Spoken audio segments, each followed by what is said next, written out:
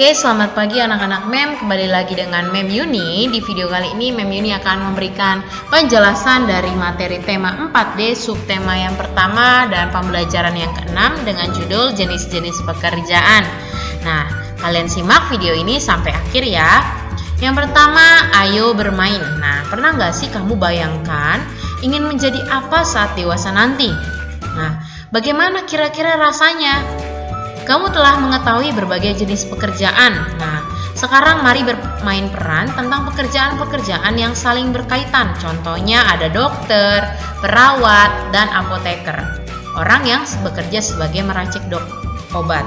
Nah, kamu tahu ya, mungkin banyak pekerjaan-pekerjaan di luar sana. Nah, untuk gambar yang sebelah sini, ini adalah pekerjaan tentang pasien dan dokter serta perawat ya. Jadi kamu mau jadi apa sih? Pernah nggak sih membayangkan tapi biasanya sih anak-anak sekarang banyak yang aku mau jadi dokter, aku mau jadi polisi. Nah, nggak apa-apa, kalian bisa mencita-citakannya. Nah, supaya kalian bisa menjadi polisi atau dokter, kalian harus belajar mulai dari sekarang. Nah, selanjutnya kita akan mendengarkan cerita tentang si kancil dan si kerbau. Nah, dengarkan ya ceritanya. Pada suatu hari, si kancil merasa lelah sekali. Seharian ia memanen jagung di ladang jagung Patani. Tak lama kemudian, datanglah si kerbau yang tak sengaja melewati ladang jagung tersebut. Si kerbau yang berjalan pelan lalu menegur si kancil. "Hai, kancil, kamu tampak sibuk sekali. Memangnya kamu diberi apa oleh Pak Tani?" Tanya si kerbau kepada si kancil sambil terkekeh-kekeh. Kancil yang sedang sibuk merapikan jagung mendengar bahwa si kerbau menegurnya. Setelah itu, ia berhenti sejenak dan berjalan menuju si kerbau yang berhenti dan berteduh di pohon yang rindang. "Hai kerbau, apakah kau tidak melihat aku sedang bekerja keras?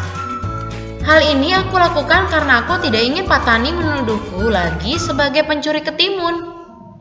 Jika aku membantunya, Pak Tani akan memberikan ketimun secara cuma-cuma kepadaku," tukar si kancil. "Nah, begitu dong. Jika kamu menginginkan sesuatu, kamu harus bekerja keras untuk meraihnya," kata si kerbau. "Contohlah aku ini hewan yang kuat dan gagah. Aku juga pekerja keras." "Hahaha," kata si kerbau sambil menyombongkan diri. Kerbau lalu pergi meninggalkan kancil untuk memakan rerumputan di sekitar pohon rindang tempatnya berteduh.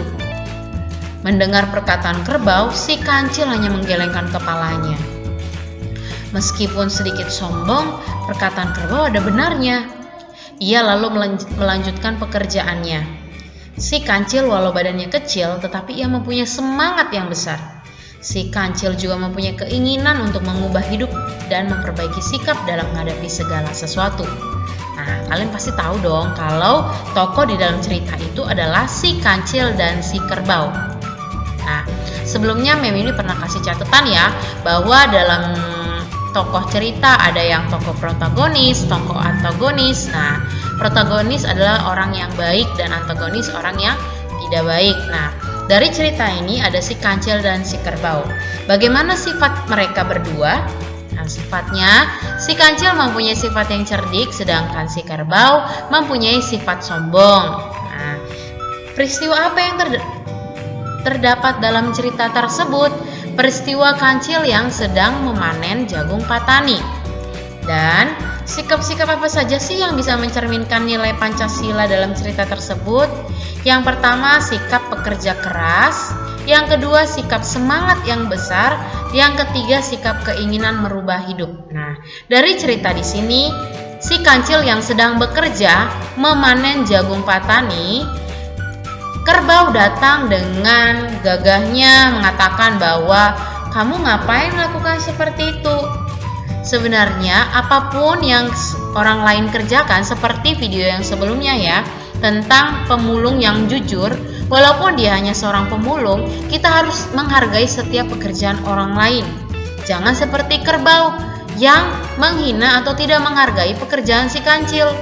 Tapi perkataan kerbau ada benarnya juga ketika untuk mendapatkan segala sesuatu kita harus bekerja keras. Tapi jangan lupa untuk bekerja keras dan mendapatkan sesuatu tidak perlu mewah pekerjaan kalian. Tapi apapun yang kalian kerjakan, yang penting kalian harus jujur seperti si kancil ya. Oke, dari pesan berikut kalian harus melakukan pekerjaan apapun, walaupun kalian belum bekerja menghasilkan uang, tapi pekerjaan di rumah itu juga salah satu pekerjaan yang harus dihargai. Jadi walaupun kalian hanya mencuci piring, tapi itu tetap dihargai oleh orang tua kalian. Jadi jangan pernah menyerah untuk melakukan segala apapun untuk mendapatkan hasilnya. Kalau kamu mau dapatkan hasil, berarti kamu harus bekerja keras. Oke? Sampai di sini dulu penjelasan Mem Yuni tentang jenis-jenis pekerjaan, dan ini adalah topik yang terakhir dalam subtema 1 mengenai jenis-jenis pekerjaan. Jangan lupa untuk catat segala poin-poin penting dalam cerita dan video ini. Sampai jumpa.